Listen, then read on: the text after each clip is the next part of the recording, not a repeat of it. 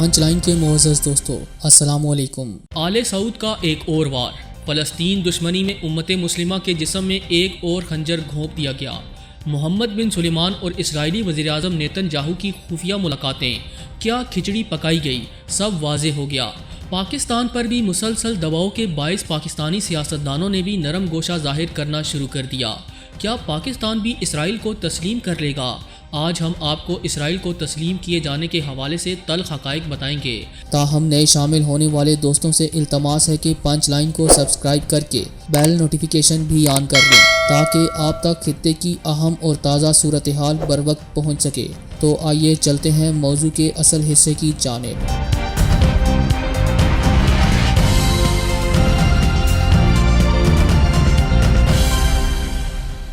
دوستو، حال ہی میں ایک خبر نے خبروں کی دنیا میں ہلچل مچا دی۔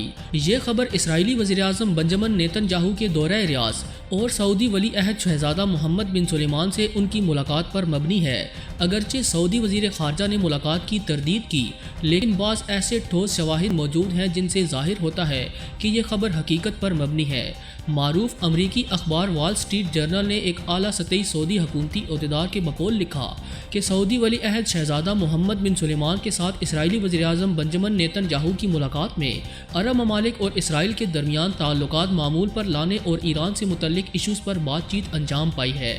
اسی طرح اس ملاقات میں سعودی عرب اور اسرائیل کے درمیان تعلقات کے فروغ پر بھی بات ہوئی۔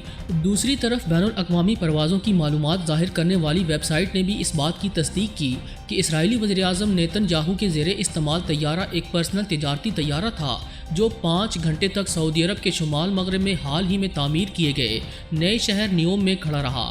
یہ شہر بحیرہ احمر کے ساحل پر تعمیر کیا گیا۔ 5 گھنٹے بعد یہ طیارہ تل ابیب کے بن گورین ایئرپورٹ واپس آیا۔ کان اور گالاٹس نامی اسرائیلی ریڈیو چینلز نے بھی اپنی رپورٹس میں کہا کہ اسرائیلی وزیراعظم اور اسرائیلی جاسوسی ادارے موساد کے سربراہ یوسی کوہن نے گزشتہ رات خفیہ طور پر سعودی عرب کا دورہ کیا اور نیوم شہر میں سعودی ولی عہد شہزادہ محمد بن سلیمان سے ملاقات بھی کی۔ دوستو، اسی طرح اسرائیل کے عبری زبان میں شائع ہونے والے اخبار اسرائیل ہیوم نے 24 نومبر 2020 کو اپنی اشاعت میں لکھا کہ سعودی عرب کے اعلیٰ سطحی حکومتی عہدیداروں کے بقول نیتن یاہو اور شہزادہ محمد بن سلیمان کے درمیان انجام پانے والی ملاقات میں ایران کے خلاف متحدہ محاذ تشکیل دینے پر غور کیا گیا۔ اعلیٰ سطحی سعودی حکومتی عہدیداروں نے اخبار کو مزید بتایا کہ ریاض اس بارے میں مطمئن ہے کہ جو بائیڈن اور ان کے مشیر ابھی سے ایران کے ساتھ ممکنہ جوہری معاہدے کی منصوبہ بندی انجام دے چکے ہیں اور وہ اس سے پہنچنے والے نقصان کو کم از کم کرنے کے در پہ ہیں۔ یاد رہے، ان اعلیٰ سطحی سعودی حکومتی عہدیداروں کا دعویٰ ہے کہ وہ محمد بن سلیمان اور نیتن یاہو کے درمیان ملاقات کی تفصیلات سے آگاہ ہیں۔ اسرائیل کے وزیر تعلیم یوآف گالانت نے بھی اسرائیلی وزیراعظم اور سعودی ولی عہد شہزادہ محمد بن سلیمان کے درمیان انجام پانے والی ملاقات کی تصدیق کی۔ انہوں نے 23 نومبر 2020 کے دن اسرائیلی آرمی کے ریڈیو چینل کو انٹرویو دیتے ہوئے کہا کہ یہ حقیقت انتہائی درجہ اہم ہے کہ دونوں سربراہوں میں ملاقات انجام پائی اور اس کے بعد اس کا اعلان بھی کیا گیا۔ اسرائیلی وزیر تعلیم نے کہا کہ ہمارے اجداد ایسے دورے کی آرزو دل میں لے کر مر گئے۔ اس بات سے آپ اندازہ لگا سکتے ہیں کہ یہود کیسے مسلمانوں کو لالچ دے کر اپنے مقاصد کے لیے استعمال کر رہے ہیں اور مسلم حکمران بھی ان کی چالوں کا حصہ بن چکے ہیں۔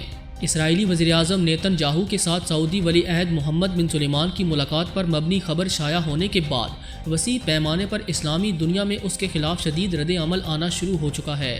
لبنان کے اخبار الاخبار نے اس ملاقات کو فلسطین کی پشت میں آل سعود کا سب سے بڑا خنجر قرار دیتے ہوئے لکھا کہ آل سعود نے کئی سال پہلے سے غاصب صہیونی قوم کے ساتھ خفیہ تعلقات استوار کر رکھے ہیں، لیکن اب اسرائیلی میڈیا کی جانب سے ان تعلقات کو منظر عام پر لانا اور انہیں خیر مقدم کہنا ایک نئے مرحلے کے آغاز کو ظاہر کرتا ہے۔ اگرچہ سعودی عرب کی وزارت خارجہ نے نیتن یاہو اور محمد بن سلیمان کے درمیان ملاقات کا انکار کیا، لیکن اس کے باوجود اسرائیلی وزیراعظم کے دورہ ریاض کا انکار نہیں کیا جا سکتا۔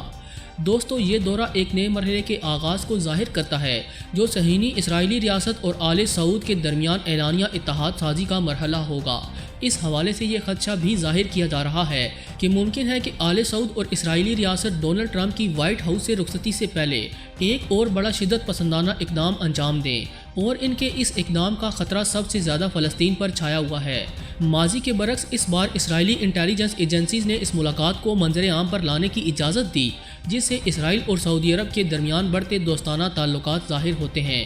جبکہ اس سارے کھیل میں پاکستان کو شامل کرنے کی کوششیں بھی جاری ہیں اور عالمی شخصیات اور ممالک کی جانب سے پاکستان پر شدید دباؤ ڈالا جا رہا ہے کہ پاکستان کو جلد از جلد اسرائیل کو ملک تسلیم کر لینا چاہیے۔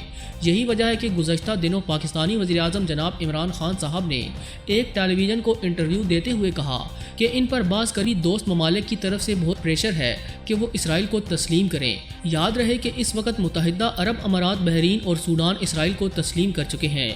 یہ ممالک سعودیہ کے بنائے نام نہاد 39 ملکی اتحاد کا حصہ ہیں اور یمن کے خلاف فوجی جارحیت کا بھی فوجی شکل میں ساتھ دے رہے ہیں۔ لہٰذا یہ بات کسی سے پوشیدہ نہیں کہ سعودیہ کے زیر اثر ان ممالک نے سعودی شاہی حکم کی بجا آوری میں ہی اسرائیل کو تسلیم کیا اور ایسے ہی پاکستان پر سعودی عرب اور عرب امارات پریشر ڈال رہے ہیں۔ یہ پریشر کئی اطراف اور انداز سے سامنے آ چکا ہے۔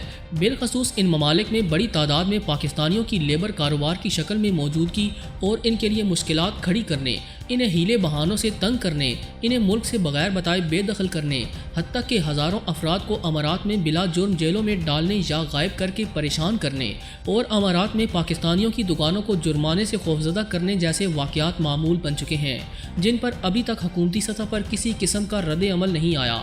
حالانکہ اس پر متاثرہ پاکستانی فیملیز نے احتجاج بھی کیا، مگر یہ احتجاج بھی سوشل میڈیا تک ہی محدود رہا، جبکہ قومی میڈیا پر ریاستی پالیسی کا اثر نمایاں واضح ہو رہا ہے۔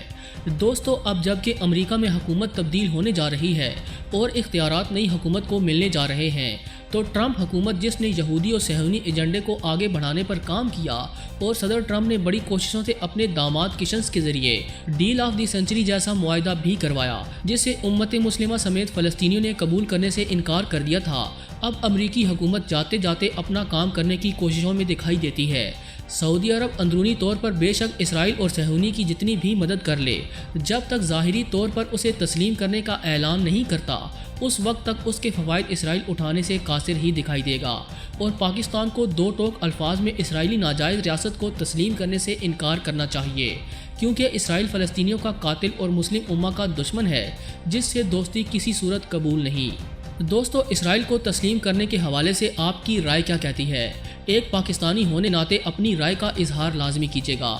پوری امید ہے کہ آج کی یہ ویڈیو آپ کو بے حد پسند آئی ہوگی۔ ویڈیو پسند آنے کی صورت میں اسے لائک کرتے ہوئے دیگر دوستوں سے شیئر کریں اور ہمارے چینل کو سبسکرائب کرنا ہرگز نہ بھولیں۔